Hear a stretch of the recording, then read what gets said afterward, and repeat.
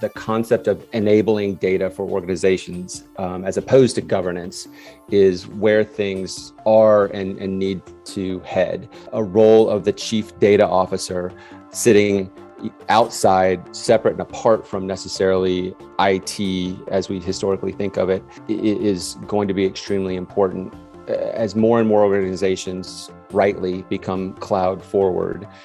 That data isn't going to live inside of your four walls, but we need the right processes, tools, and approach to make the data available in the right ways, safely, legally, ethically, to allow the organization to do what it needs to do.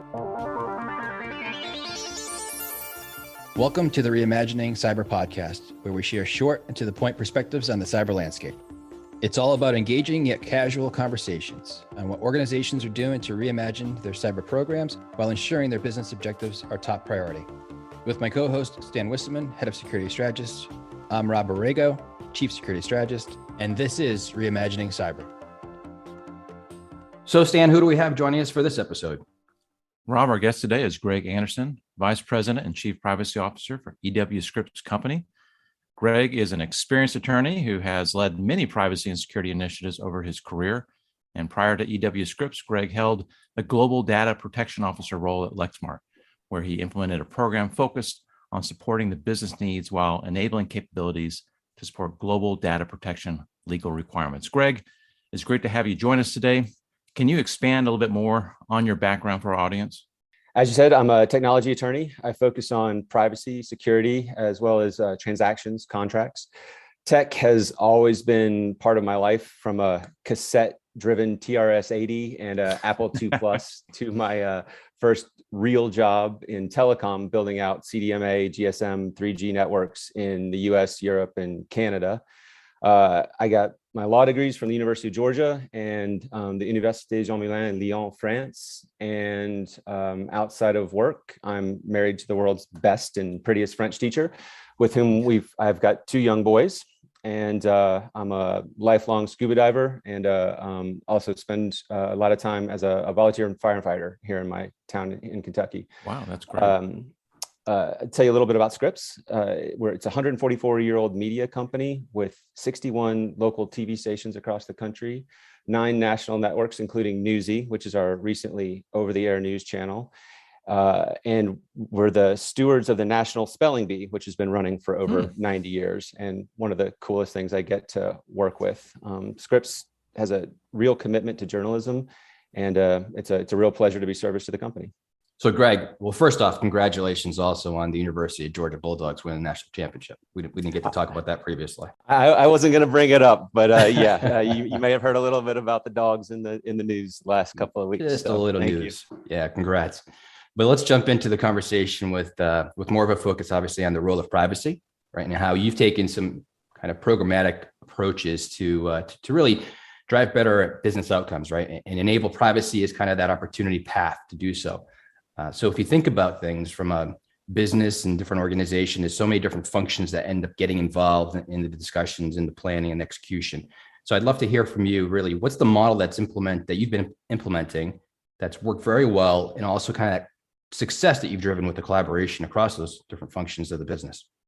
Yeah, obviously every organization is different, with different structures, hierarchies, and cultures. So the approach has to shift based on those variables. But I truly believe there are certain truths that are self-evident, and this could be both for privacy and security. The first is you have to work top down and bottom up. And what I mean by that is there really has to be buy-in and support from the highest levels of the organization. So the message is repeated, reinforced, that what you're doing is important and has true meaning across the organization. And then from the bottom up, you really have to win the hearts and minds of the individual contributors. Management by walking around, in quotation marks, obviously these days to a certain degree. But what I mean is be social, get to know the folks that are out there, what their jobs are, what they're doing, how it can contribute or be impacted by what you're trying to do. Treat the program like a marketing campaign. I've learned more about branding in my role in privacy than ever before in my career. So brand your program and really make that work for you. Buy a lot of pizzas, stickers, challenge coins, stuffed animals, whatever it is, and distribute that through the organization. So when people think about or privacy issues come up, then they're tying that back to you and your program. So even if they don't know what the right thing to do is or what the answer may be to a particular question, they know where to go, and they know that the privacy organization is there and is there to help work through those tough issues. And lastly, I would say get to know your DevOps, right? So your dev folks is where a lot of the harder conversations and a lot of the harder work is going to happen. So to really understand what they're trying to accomplish, what the roadmaps look like, get involved in stand-ups, understand what dev cycles look like, and what it takes to make changes and shifts in what they're trying to do, so you can work well with them and accomplish what you need to accomplish. I think that branding message is a great one, Greg. I remember in the old days, the awareness posters, but now you're putting down on steroids, right? I mean, in all different forms of communicating the importance and the stickers on the laptops or whatever it might be. Yeah, and I think, I mean, and you really have to go, and a lot of that sometimes becomes secondary, but I truly believe that bringing that to the forefront and putting an effort into that to make it engaging is important, because we all have to do the standardized training once a year, and there's different flavors of making that engaging, but really embracing that idea of making it a marketing campaign and attaching some levity to what's otherwise for a lot of people a dry subject is important. Yeah, and another stakeholder in the whole privacy equation now is the consumer, right? I mean, in many parts of the world, the consumer now has been afforded the power to take control of their data, as well as what the organization can do with their data. You know, as these privacy laws around the world have been put in place, you know, what are some of the changes you as a business have had to make in the last several years to reflect that?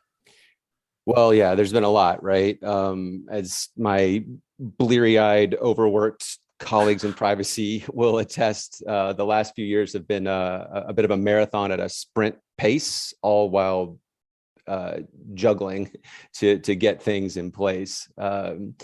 There's the shift in how you think about your data, that who owns the data. Just because you have it doesn't necessarily mean that it's yours. Mm-hmm. The personal data, PII, that we talk about in privacy belongs to the consumer. It belongs to the individual, the data subject. And the organization is the steward of that data while it's in their possession. And there's responsibilities and obligations that go along with that. So it's the changing that thinking around the data that you have. And then, of course, the mechanisms and processes that have to be in place to allow the consumers to exercise those rights that they're being granted under the various and sundry laws that have been implemented around the world. Back to my friends in dev, historically, there's always been the thought of get all the data, right? Get everything you can get your hands on, because, and rightly so, you never know what might be useful from a troubleshooting perspective. If there's an issue in your SaaS offering or your hardware or what have you, and a customer comes in with an issue, you just never know what you might need or where that issue is going to pop up. So it's always been a get all the data. And now I think there's truly more time and effort spent on what do we really need to get the job done, and implementing concepts like minimalization and the correct use and storage and treatment of that data. You know, I kind of want to go into that a little bit further as it relates to the data itself, working with dev teams, and just kind of all the different components in that. And one of the themes that it seems to kind of help better scope the data that an organization is collecting on the consumers has been centered over the past, I don't know, year and a half of getting some good traction as it relates to purpose and context. And it's more about where the business, kind of should be asking themselves, what is the purpose of the data that we're collecting, right? How will it be used, and what's the context behind the use of the data as well? And it all ties back into, again, answering the questions relevant to, what the consumer's concerns are, what the privacy regulations are driving at. So has that purpose and context theme helped provide some better clarity on the requirements from a privacy perspective? I think you're rarely going to hear the words clarity and privacy used together in the same sentence. But as I mentioned above, purpose and context certainly provides the lens through which an organization has to think about its practices. And if you sort of flip the script to a certain degree and think of the requirement to understand the purpose and the context as a opportunity as opposed to a burden, I think there can be some real value add to the business. As I mentioned, historically, where the thought was just get everything, dump it where you're going to dump it, and go looking for the needle in the haystack when and if you need to.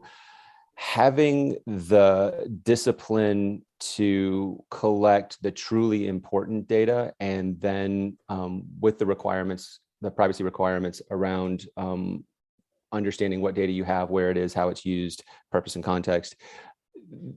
I think organizations have a better insight into what they actually have today, as opposed to, there are data lakes and then there's data swamps, and having just whatever you can get your hands on dumped someplace because it may become useful someday doesn't necessarily move towards an efficient use of that data for the business. And the idea of really understanding the purpose and context and getting what you need as opposed to everything, I think has some real advantages in the business going forward. Now taking a step back, relatively speaking, privacy is still in its infancy, right? I mean, people are still learning along the way. And when you try to break down the privacy requirements and what role teams such as legal and security and IT and compliance have to play, it can get a bit confusing.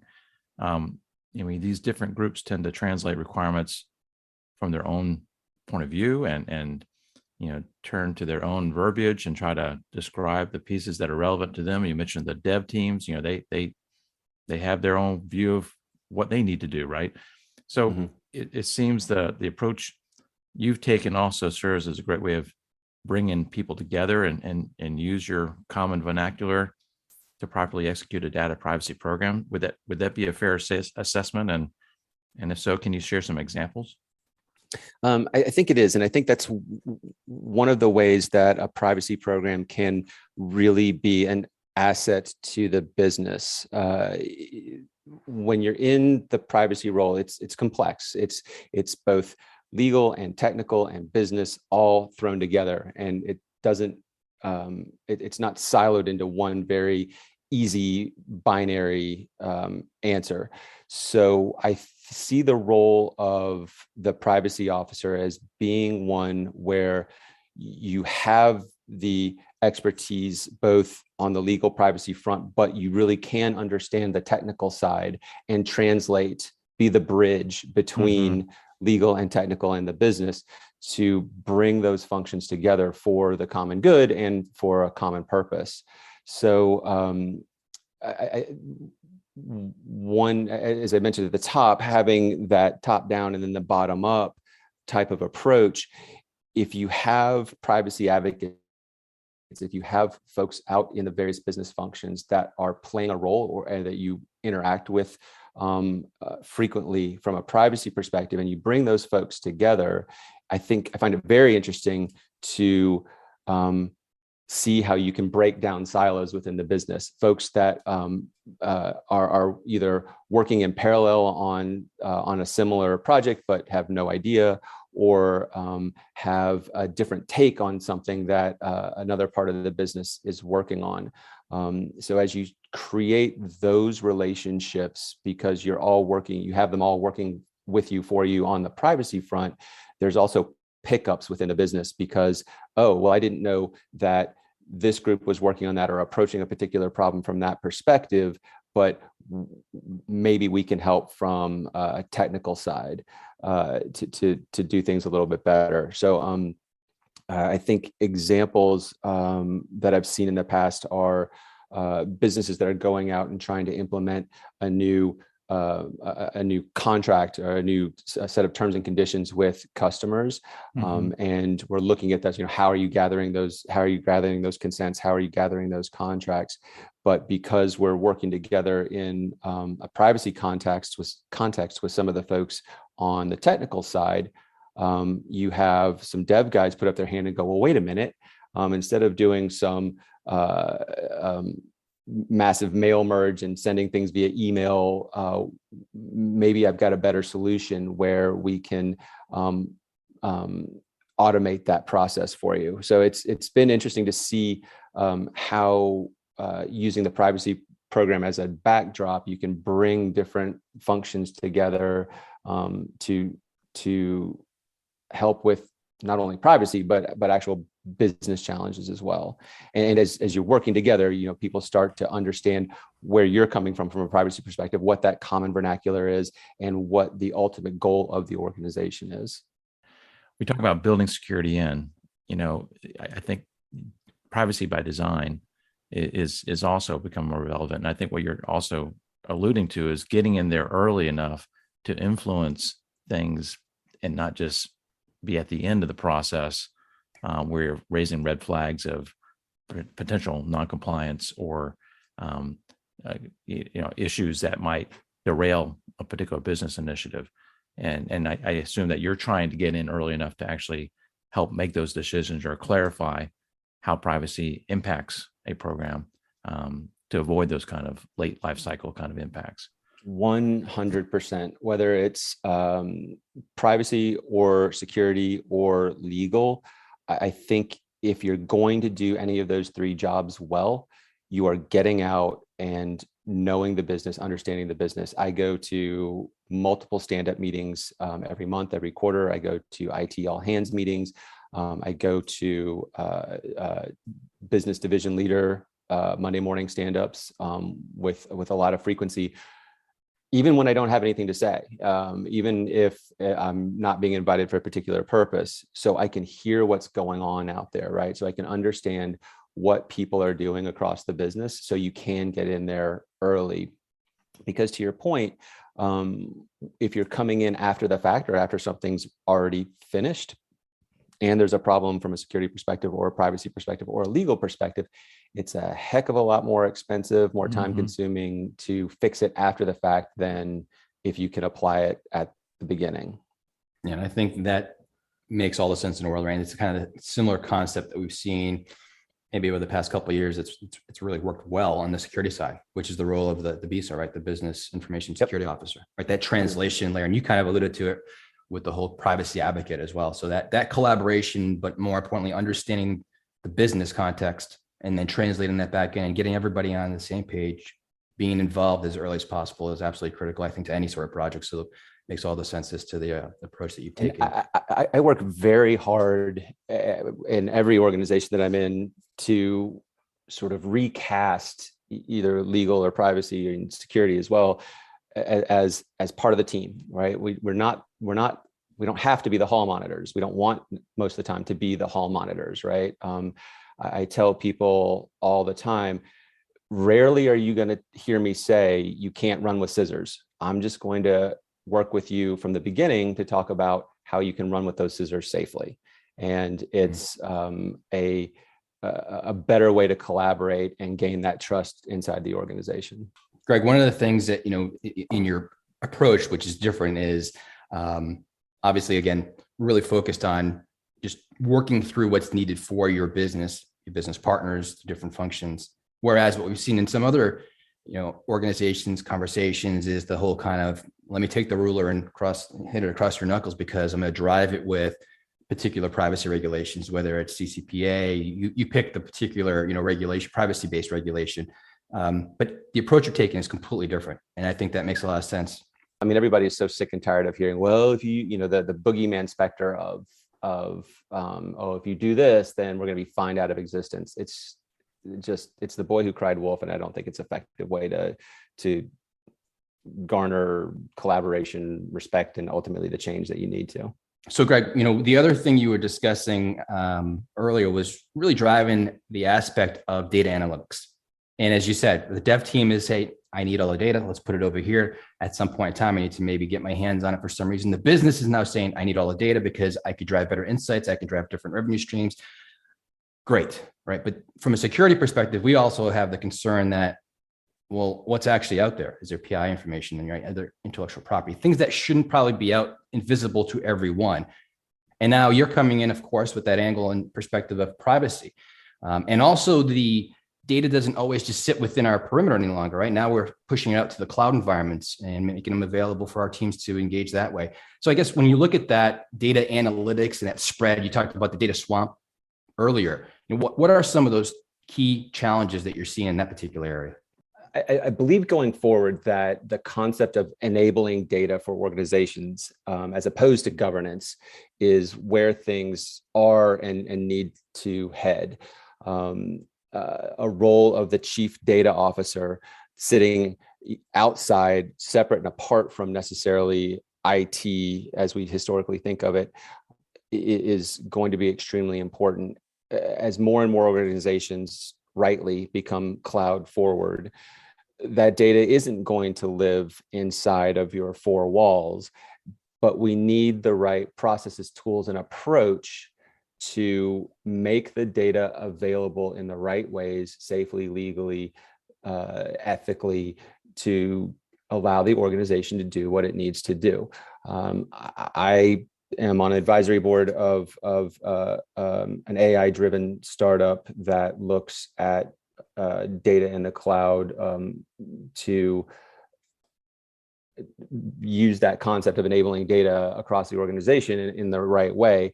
And I think that as we move forward, you're going to see more and more organizations look at data differently, more as an asset to be used across the organization, as opposed to something that you're throwing in the basement to only pull out when necessary.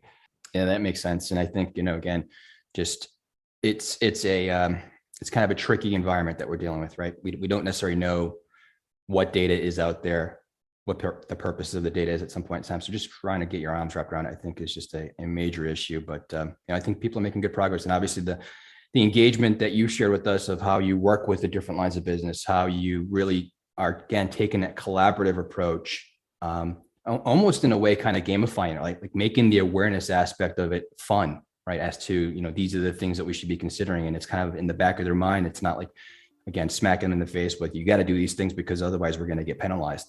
So I really think that sharing with our audience the approaches that you've taken in the program that you've implemented is just a great example of what other people should be considering. So thanks for coming on and joining and sharing all of those experiences within the data privacy arena.